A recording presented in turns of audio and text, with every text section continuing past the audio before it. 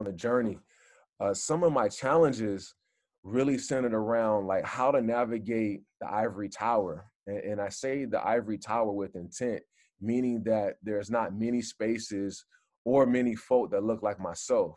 And so how do you navigate that and still keep it real? Or as my young folk would say, how do you keep it a stack?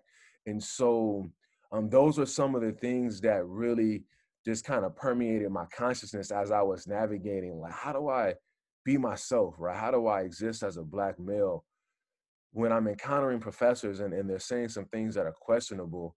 Like, how do I, what do I say? Do I not say anything because I want to get this degree, which will cause me stress and maybe even lose some sleep? Or how do I engage, obviously in a way that's respectful, but in a way that helps me remain true to who I am? So those were some of the challenges, right? That is one specific challenge that I even struggle with a little bit to this day, right? So how do I exist and still remain true to who I am and true to the people who have come before me? What lessons did I learn? I learned a lot of lessons. The first lesson is you're not going to be the same person going into your PhD as you will coming out. Master's degree and undergrad and junior college. I'm a junior college product as well. So I really had to reflect on my journey, as Ramar. Like, so one thing I learned, I learned to embrace my Blackness, right? I knew what it looked like outside of the academy, but I learned to embrace it within the academy, being like what I like to research. What does it mean to say my sister and brother? What does it mean to wear African garb if I choose to? What does it mean not to wear it? And so how do I exist in this space as a Black person? So and the in the respect of time, Dr. Ramar Henderson, we're going to keep moving forward. I really hope that we do have a platform where you can truly like go into all the details, because it's so important that you explain your story. But next up, we're going to have William Hardaway. Tell us about yourself. So once again, it's same questions. Name, pronouns, educational journey. What inspired you to pursue your career? What challenges did you encounter on your journey, and what lessons did you learn? My name is William Hardaway. I'm a student services professional. I coordinate the tutoring program in the Learning Center. My pronouns are he, him, and his. And I was thinking about this question when Esteban sent it, and for me, I didn't necessarily, like my educational journey, I didn't necessarily find higher ed. Higher ed kind of found me, which I'm thankful for the community college and junior college systems and their open enrollment policies, because otherwise I had no thoughts of college. But I ended up taking the advice of my sister and going and taking a few classes at the local community college. For me, I broke, and college kind of helped me break a tradition in my family. And that tradition was I had every expectation from birth to now, because it was so common, to go to prison. Like, it was just everybody in my town and everybody in my community. It was just a thing that happened at some point in your life. And you kind of got out and moved on, and maybe went back and got out and moved on. But it was just I'm the first male in my family that has not done time in prison. So it was just like a fact. It was just like, I have an expectation that at some point I'm going. And so higher ed for me helped me break that cycle in my family. And hopefully, I continue to break that cycle, because, a lot of people who are incarcerated are not there due to a fair shake. So, but yeah, I feel like college is a savior in my life. I ended up majoring in philosophy in my undergrad. I had told a community college counselor that I wanted to be a Renaissance man, and he kind of laughed at me and said, "You can't really do that." And so my next thought was like, well, I want to be able to learn different things. And I think that working in higher ed, the problems are so abundant, the resources are so limited that you have to learn a lot of technologies, a lot of principles, a lot of theories in order to do your job, learn about new people because new students are coming in and out all the time. For me, what inspired me is, so the recent history of my family is that, you know, a lot of people had done time in prison. The history of my great grandfather, who was a sharecropper, who was able to buy his freedom, he started, we had a small church that kind of sat on the property that I grew up on. It was a small white church, and it was kind of run down, and it wasn't really a church anymore. We held services elsewhere, but that church he used and started a school for all the Black children in my hometown because there was no Black school. And so my history and the roots in education run deep, and I didn't realize that my dad, although he did what he had to do to make ends meet, he always highlighted education, but when he passed, I didn't have that highlighting anymore. So coming into the Hill program at Fresno State and having to write a paper and really going back to unpack what it meant for my great grandfather to start a school for Black children in our hometown really felt profound because I had decided to go into education as a career. All right, thank you, William. We appreciate it. And as we listen to these stories and these guys' journey, you kind of can see the nuances of, you know, how we get to this point of being, you know, part of higher ed. So we're going to continue with Dr. Keith's story. Same goes for you, Dr. Keith's stories. You know, name, pronouns, educational journey. What inspired you to pursue your career? What challenge did you encounter on your journey? And what lessons did you learn? Thank you. Okay. Nice to meet all you guys. Keith's story. Pronouns, he, him, his, I think that's the group. My educational journey, kind of different, you know, through high school, went to a high school. I'm from Memphis, so I'm a Southern person. So I do a lot of Southern kind of stuff, behaviors, mannerisms, things like that. But went to high school in Memphis, East High School. Went to University of Tennessee, did industrial engineering there. From there, worked for a little while, using that kind of skill set, a little doing consulting work and whatnot. Went on to get an MBA. You know, a lot of us at that time where that was the thing to do. You go to school consult for a couple of years, bounce, go get an MBA. So I went to Cornell and got an MBA, and from there just started working.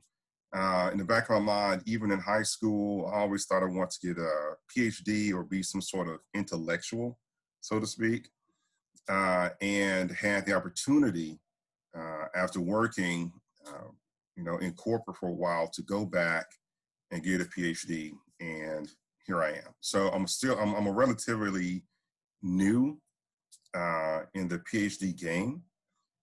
So this journey has been very interesting. So that's my academic kind of educational background. What inspired me to pursue this as a career?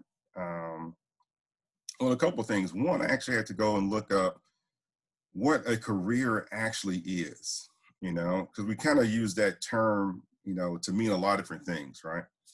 And so when I looked it up, the part of the definition that kind of resonated with me was kind of this idea of a lifelong kind of pathway. And what inspired me is that for some reason, you know, I believe education is the pathway to prosperity, right? And so whatever I can do to educate myself, be it formally like we do in school or be it in corporate America, things like that, I'm attracted to that. right? To try to expand my mind, grow my mind, learn things like that. So that's what attracted me to this type of career, be able to give back some as well. What challenges did I encounter on my journey? A lot of challenges that all of us encounter: money, time, focus, self-doubt. You know, a lot of those things that come up that try to hold you back. So it's common for a lot of people. But what did I learn? I learned a lot about just keep moving, right? Just keep moving forward. Sometimes you can run, sometimes you'll have to walk or crawl. But as long as you keep moving forward, eventually you will get to where you're trying to go. Also, I've learned to leave some stuff behind. You got to let some stuff go. You can't do everything all the time. You really have to take an internal look and say, these are the things we're going to focus on. The rest is going to be what it's going to be, right? Other things, big things are be able to control your fear and maintain focus. For a lot of people, the things that hold them back, myself included, is being overly afraid and not having proper focus, right? So I've learned to try to manage all of that. I'm still a work in progress. So here I am.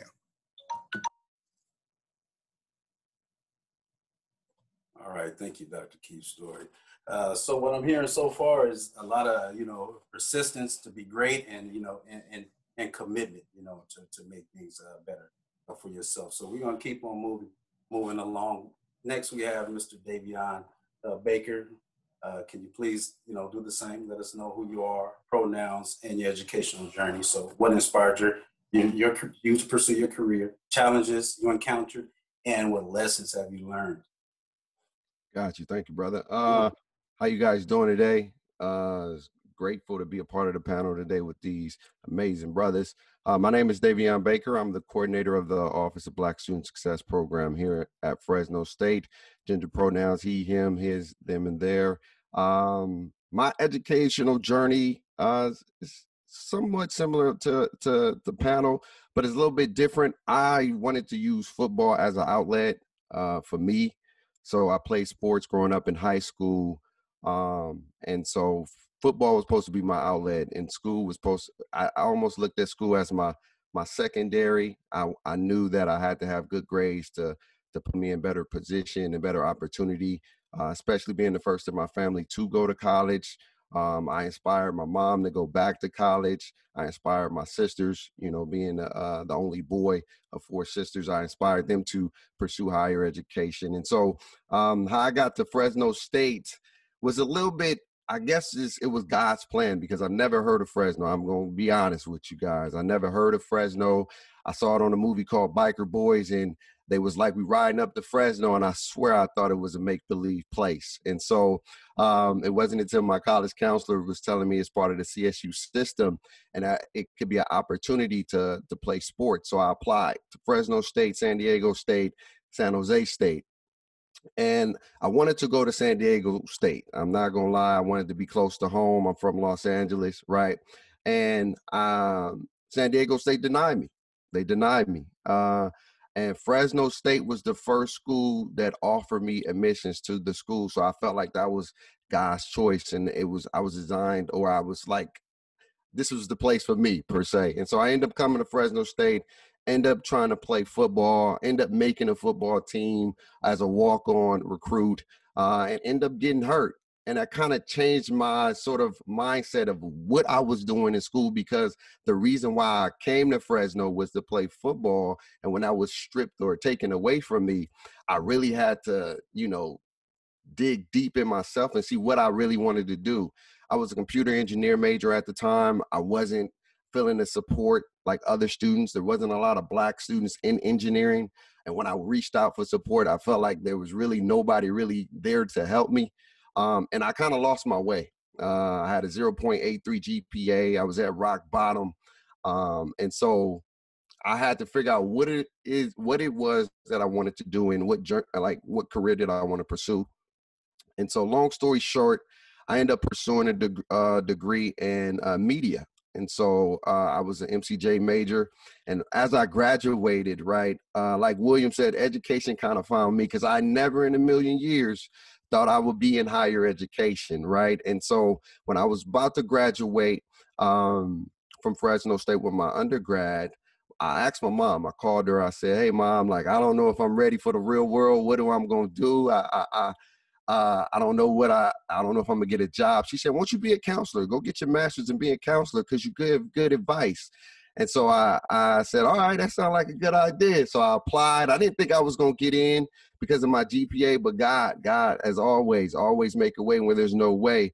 And so he created that opportunity for me.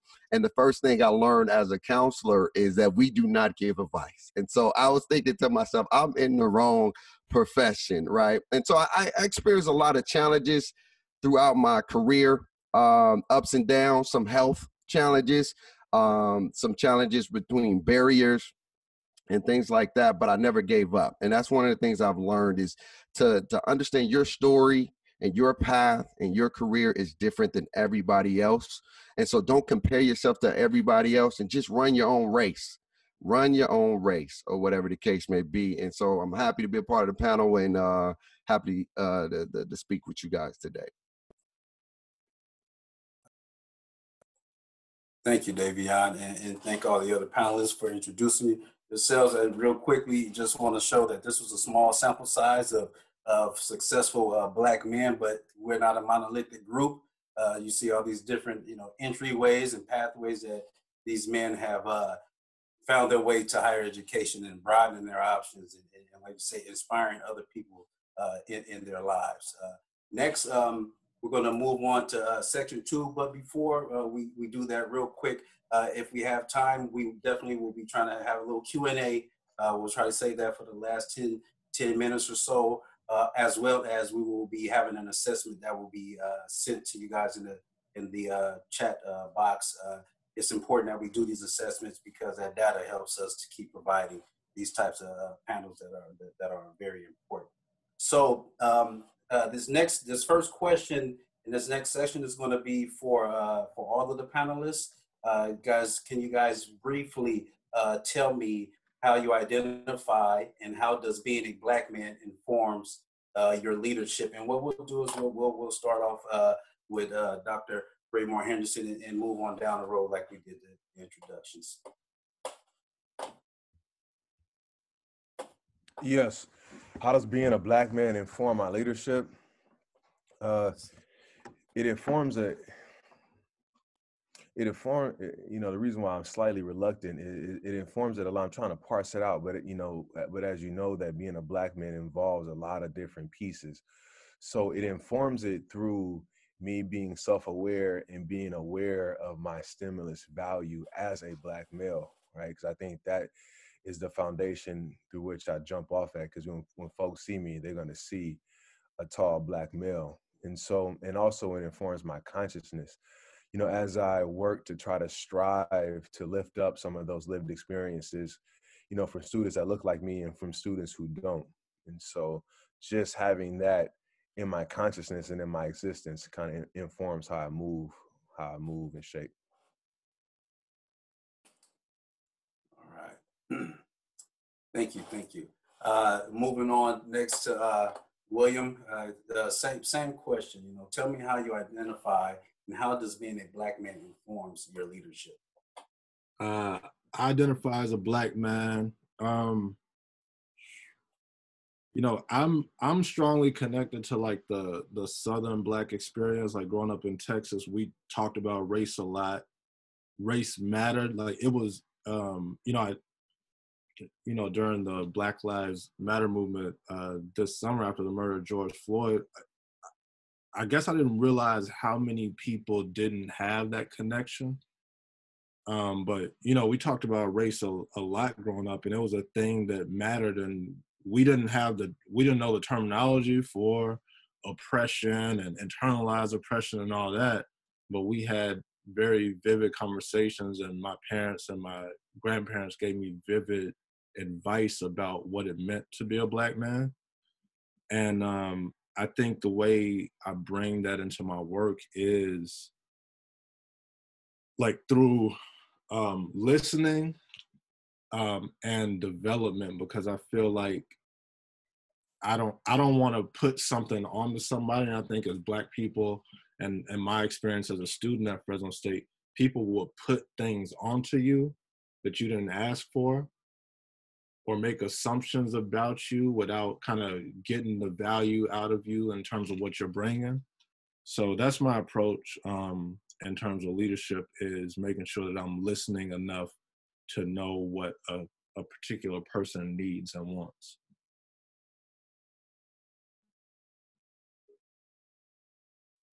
Thank you, William. Moving next to Dr. Keith's story. Tell me how you identify, and how does being a Black man informs your leadership? Well, as far as how does it inform our leadership, kind of echoing the previous two panelists, I think that, because of my upbringing, like I said, I grew up in Memphis, and the South has a different kind of dynamic, versus some other areas of the country. And I think that over time, given that I've lived in a variety of places, it informs me, so that, kind of like William, I try not to put things on people that they may not know about, right? And so I try to listen a little bit better.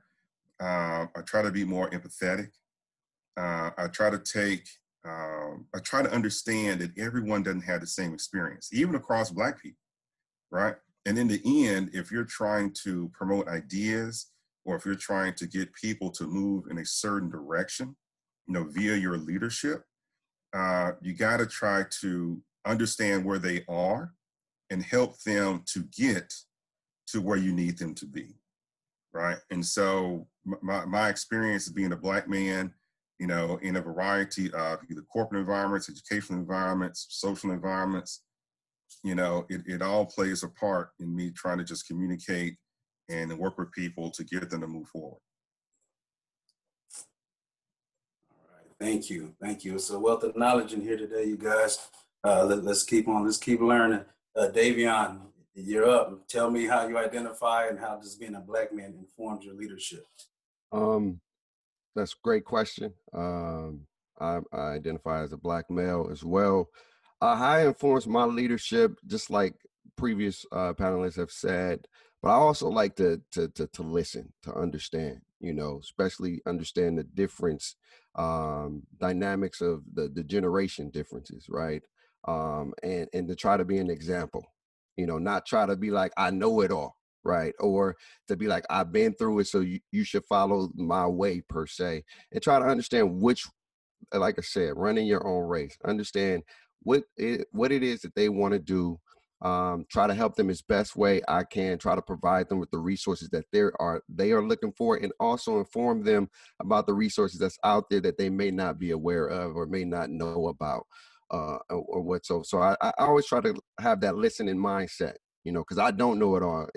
We always learning, we always educating ourselves every single day, and you're learning something new every day. So that's how I try to inform my leadership.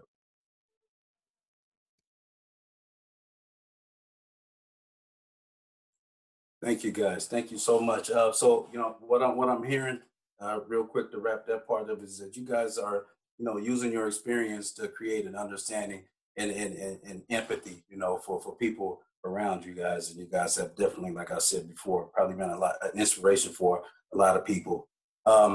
So appreciate that. The next question is going to be for William Hardaway and Dr. Ramar Henderson. You guys have a couple of minutes to kind of talk about this question. That'll be, can you discuss any challenges or obstacles you've encountered related to your race or other relevant identities? Dr. Ramar Henderson, can you go ahead and jump in, please?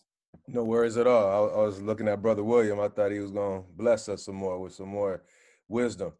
So one of the challenges that I struggle with personally, I think as a scholar in training, going through graduate school, undergraduate, and just K through 12 to now is, I had to struggle with seeking validation from the oppressor.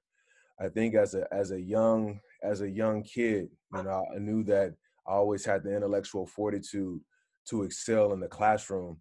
I think sometimes I led with humor, even though humor can be a psychological strength, especially for Black folks.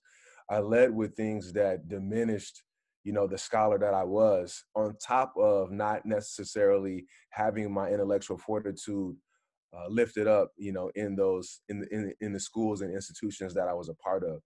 And so that was definitely a challenge for me, as I navigated college. And it even in the consciousness of a Black man who was a PhD now, sometimes I wonder, right? I may be in conversations with different colleagues, and I often find myself thinking like, wow, am I keeping it too real under the auspice of really talking about Black folks, right? Because that seems to be a topic of conversation right now. It seems to be the hot thing, McDonald's, Dr. Pepper, so forth and so on. Folks want to post Black Lives Matter all over the place.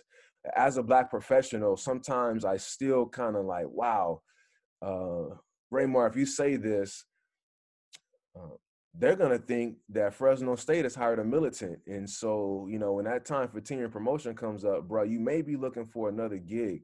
And so really being able to understand and not seek that validation in oppressive places or from faces that may be oppressive. So that is definitely one challenge that definitely, I struggle with. And so that's the reason why,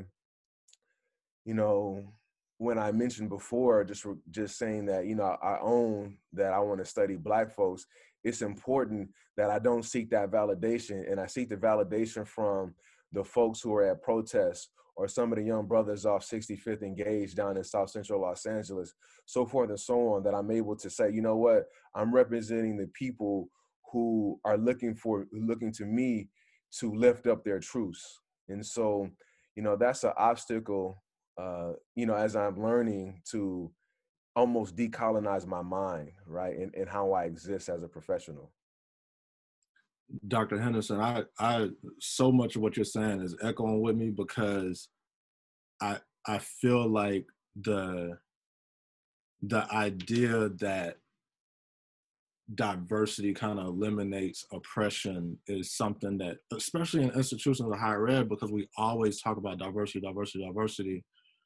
And I think that people who are not as hip with what oppression is, they believe that because the campus is diverse and because we mention the word diversity, that there's not oppression going on. And so you're playing this game of, okay, do I kind of go along and try to get along? But that means that I am then oppressing people because I'm working within that system. And it is a balancing act, and it causes a lot of stress, a lot of anxiety. And I still don't know exactly how to deal with that, because oftentimes when I think about like upward mobility, for instance, and I think, man, the further you go, the worse that gets. The more you become the oppressor, the further you go. And so that is a constant battle.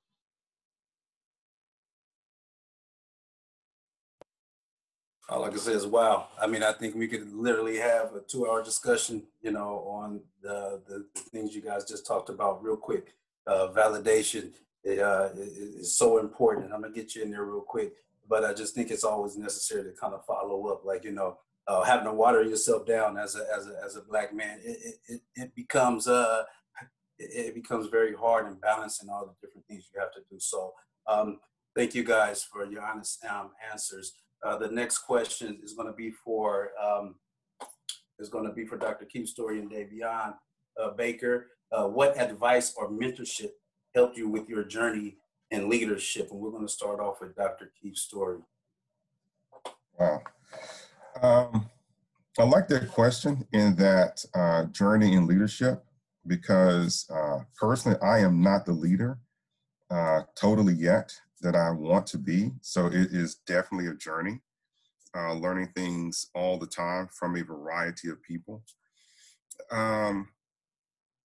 I guess some of the biggest things have been from individuals that I try to emulate in their leadership in a variety of ways, right? Because there's some people I see in the academic setting that are very, very good.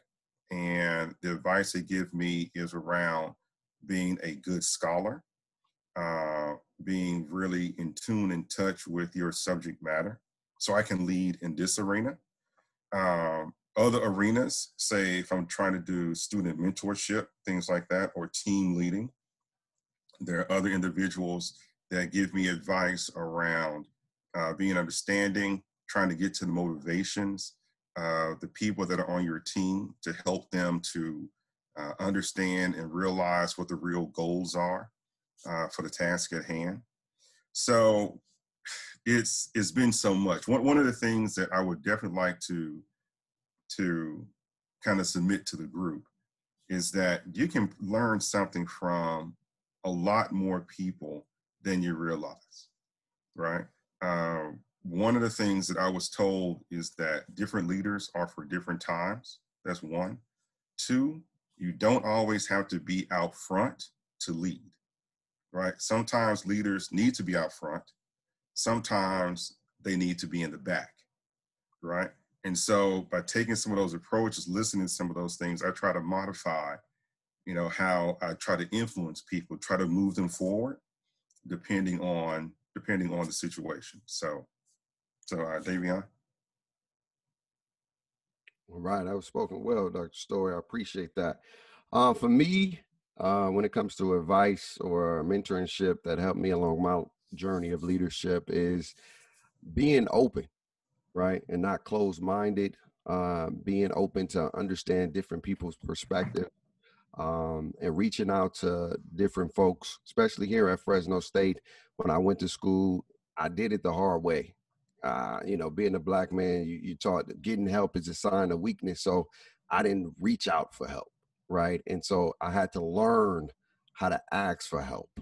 And that was a very, very difficult challenge for me, asking somebody for help, because where I've come from, you got to be the one that provides, you got to be the one that leads. And so I learned that through my master's, through my undergrad. And I had great people. I had people from EOP, like John Lohr and Dennis Padilla, for giving me an opportunity, right? For giving me a chance when they didn't have to, right? Learning from Dr. Francine Apuda, just the way she leads and how she leads. One of the most powerful things that Dr. Apuda does is listen. The way she listens, I wanted to take that so much and try to apply that on a daily basis, because we always so quick to give a response and always so quick to give a reaction. But the powerful thing you can do is actually intake what somebody's actually telling you. And so that was a powerful piece for me. And I really take that in my leadership journey, just listening to students, because I don't want to come at them like I know it all. They teach me stuff every single day, and I learn things from them every single day of how I can advance and improve my leadership style, and how I can meet them where they are at. And so I think it's important to reach out to individuals and understand that they don't have to look like you. They can look completely different. And so being okay with that. Thank you, Davion. Well said, brothers. Well said. It sounds like Dr. Story. Like you said, leaders, they come in all different roles, from the general to the cook. Their leadership is there. And Davion, being vulnerable. I think that's so important. That's a hard thing to teach young men. Being vulnerable, learning how to take that step down and open yourself up, man. You can really gain a lot of knowledge. So moving forward, next question is going to be for Dr. Ramar Henderson and William Hardaway again. What qualities do you look for in a successful higher education leader? I think for me, I look for transparency first. As a Black man, and for those of y'all who may be in position to supervise or advise Black men, if like when you just tell somebody to do something, it doesn't matter what you intend. What matters is what impact it has. Because for me, I need transparency, because I need to know that I'm not being like, this is that I'm being valued by in what I'm doing. So I need to know that, like, hey William, I don't know how to do this. I don't have a clue. Or hey William, you know, this is something that I had to do, and I need your help with it. You know, from a place of humility rather than this is the task or this is the list of things. And giving, and I also need leaders that, and I want to be a leader who gives autonomy. Like, don't tell me how to paint the wall. Just tell me the wall needs to be painted. And I can run by you my plan to paint the wall, but don't assume that you're going to give me my own methods. Because I feel like as Black people, we're so used to just staying silent, not rocking the boat. And transparency is important, because as a Black man, I also need to be able to express myself, like every emotion, because we aren't able to express anger. Like I talked to my colleague Jamal Washington a lot, and we talk about the spectrum of Black men and Black professionals being the comedian or the angry Black man, and nothing in between. So it's kind of like, I'm here to entertain you and I'm so funny, or what's wrong with him today? Why is he so upset? And so I need somebody to be transparent. I like that, Brother William. I'm gonna go unconventional. What do I look for? I actually look for the leader's ability to love, right? I know that love is so far from the discourse. I'm actually looking to bring it back. So when I say love, I mean love from a selfless perspective, right? Because I think some folk may have varying definitions of love. So when I talk about love, I mean selfless love. So that means I'm not trying to create another Dr. Ramar, right? Or I'm not trying to have you go into the direction that I went to. On the other hand, I'm trying to really be selfless and help you actualize what you want to do, right? So Brother William talked about painting the wall. So me selflessly loving William as he paints the wall is say, hey, bro, this is the boundaries that you need to paint within. However you go about it, if you want to paint at 3 a.m. or if you want to wake up in the morning and paint at 8, right? As long as that wall gets painted, you know, we're gonna be on one accord, right? And so I think sometimes that view of love gets distorted, right? Because folks have their own agendas, right? And I think when you're selfless in that love, you're transparent, you're vulnerable, you're able to communicate, so forth and so on. So that's what I look for in a leader. And when I don't see that, it kind of makes me a little tense, if I'm to be honest with the folks under the sound of my voice today.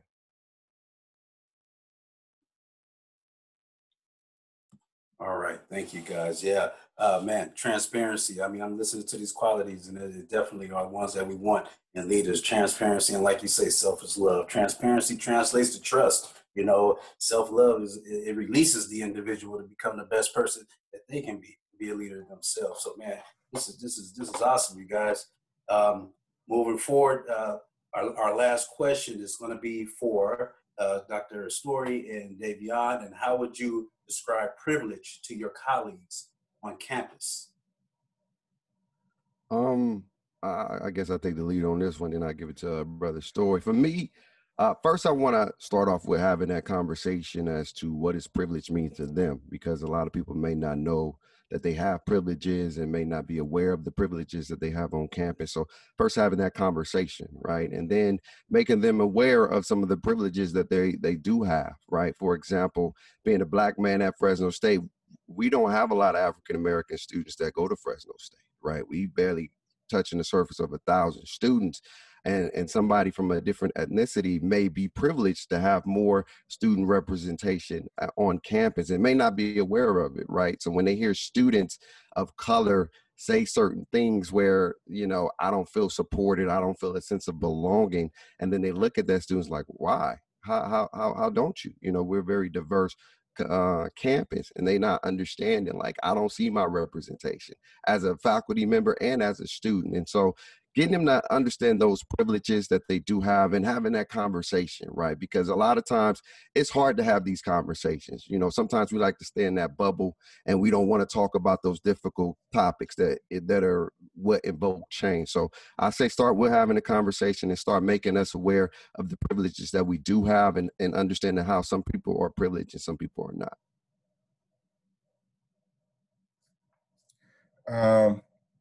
I kind of struggle with this question a little bit, only because, like you said, like, what does privilege really mean?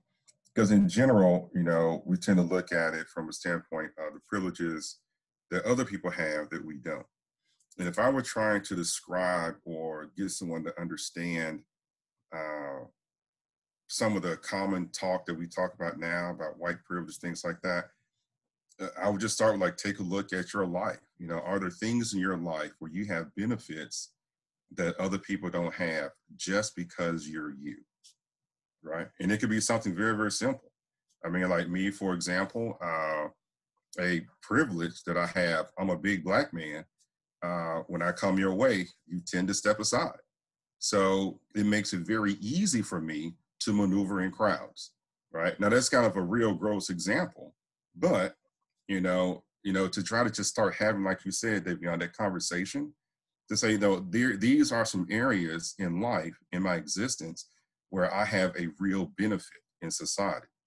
And because I have that benefit and it's so natural to me, I may mistakenly start believing those privileges are actually rights, right? And so when those privileges are not available or they're taken away from me, I start to believe that I'm being wronged somehow versus the playing field being level, right? And so just try to take it to those kind of terms. Maybe it'll be a little bit easier for people to understand where different groups are coming from.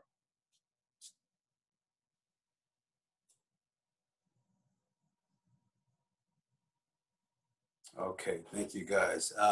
We are almost out of time. I appreciate you guys hanging in there. I want to remind you guys that we're going to have an assessment that Esteban is going to drop into the chat box. Please fill that out. Like I said, that helps us, get data to keep continuing to have these kind of conversations.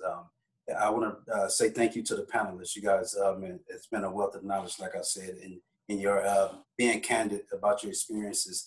I'm sure that it is very inspiring to everybody who is attending today, so I appreciate it. I want to ask one more final question. This was asked in the chat box. This is for all you guys, and you guys can take turns answering it. But it is, what steps can be taken to reach young men of color to finish high school?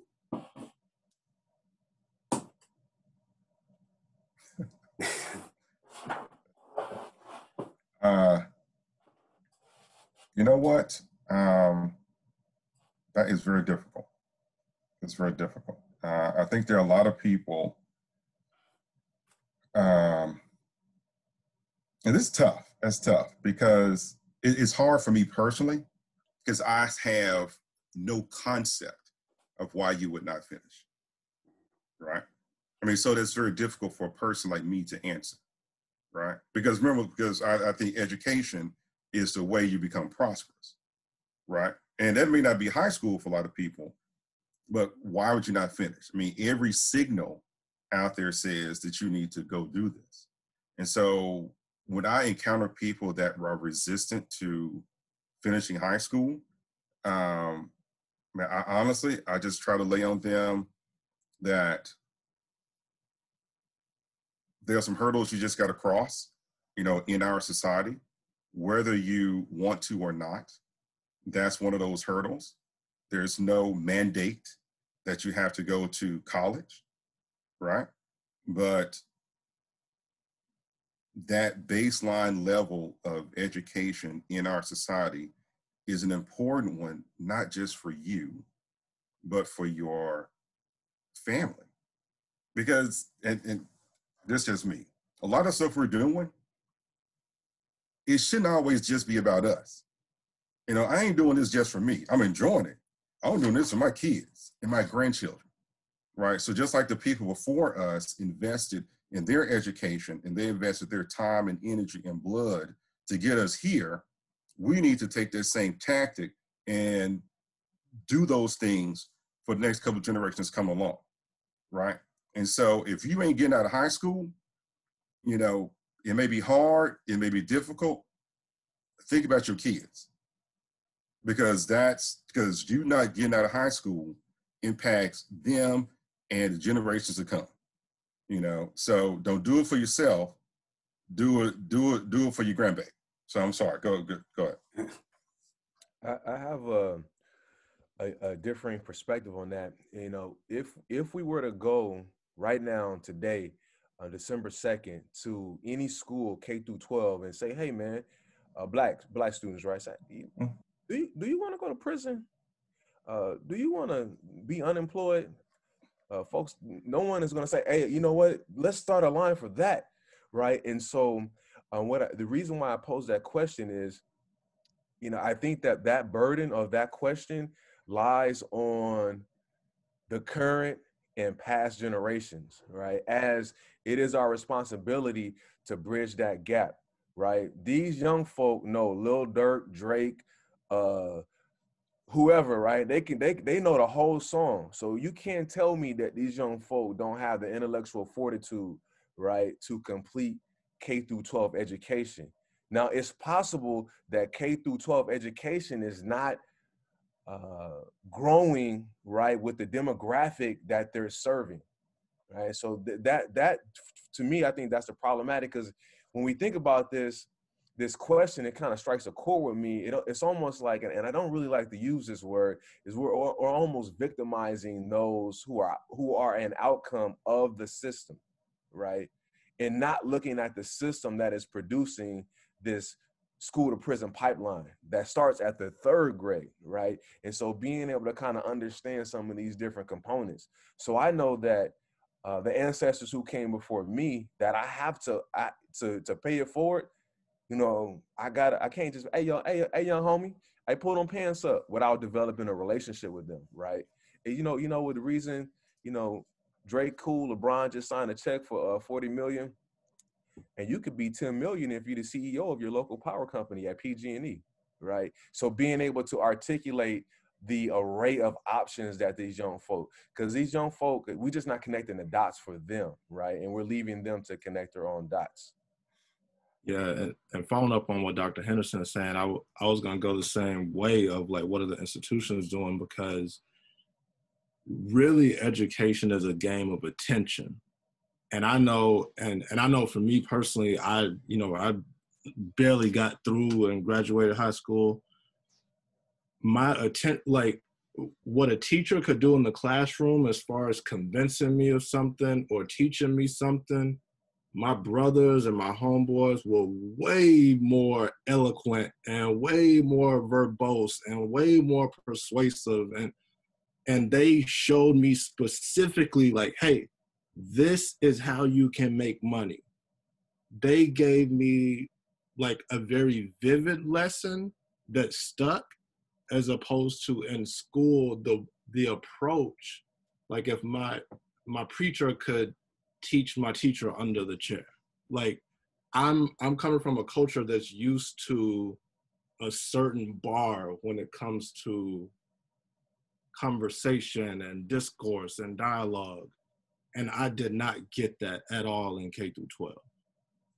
And I think that is a big factor. Like we don't even look at the art of teaching enough. Like, you know, and this is kind of my field now in learning assistance. Like we look at like strategies and workshops, but we don't look at the identity of the teacher and what they can do with just them on the stage. Because when everything fails, when the laptops are not turning on, when the program that you're going to use to do an activity is not working, you're going to lean on just you up there.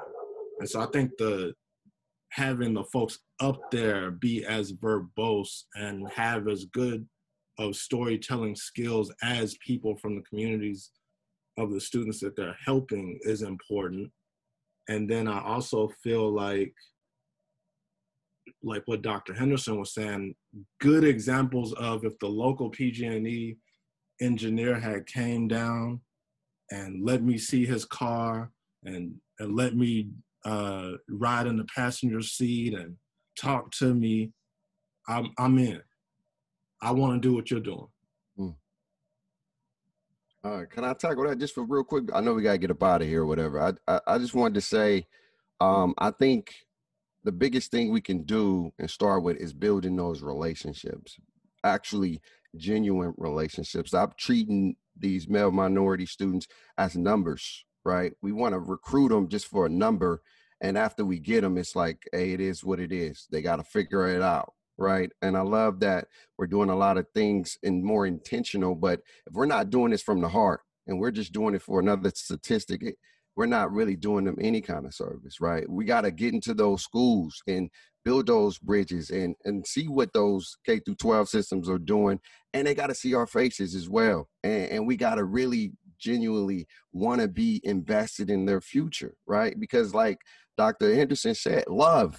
A lot of these dudes don't receive love. A lot of these dudes are counted out before they even get into school. They're either going to the prison system, going to be in gangs on the streets, or they ain't got no chance. So we got to show them there's a different way by really being invested in and intentional. Yes. Thank you, guys. As we wrap up, I just want to, extend my gratitude to our panelists. You guys have been great. I'm sure you guys are giving people a lot of food for thought. I want to have us be able to continue to have these meaningful conversations moving forward. And I appreciate everybody who was able to join. And once again, to the panelists, appreciate it. I want to remind you guys, please take the assessment. We want to continue to have these kind of conversations, and we need that data to support the usefulness of these types of venues. So everybody, have a wonderful day. Appreciate you guys coming out.